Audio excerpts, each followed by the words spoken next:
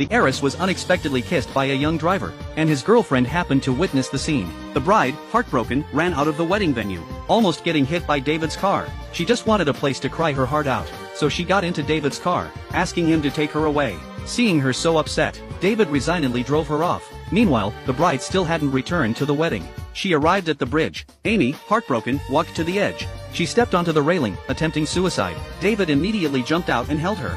Amy struggled, trying to jump into the water. David forcefully pulled her away from the railing. She collapsed on the ground, crying inconsolably. David, worried, took her to his family's hotel. Amy's mother, worried she had stayed up all night in the living room. Carter advised her to rest. At that moment, Amy returned. Her worried mother rushed to her, scolding and beating Amy for staying out all night. Carter pulled Amy back to her room. Amy didn't know how to face David.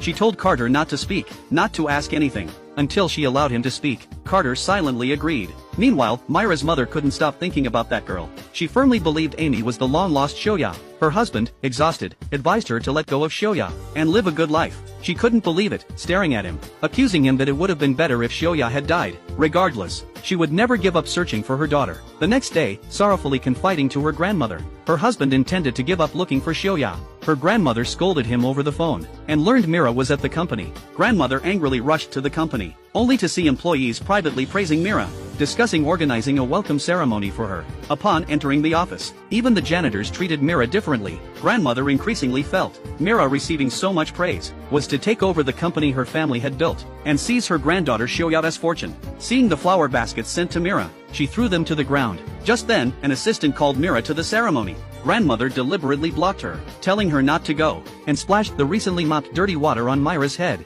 If she didn't want more embarrassment, she had to tell all the employees she would never appear at the company again.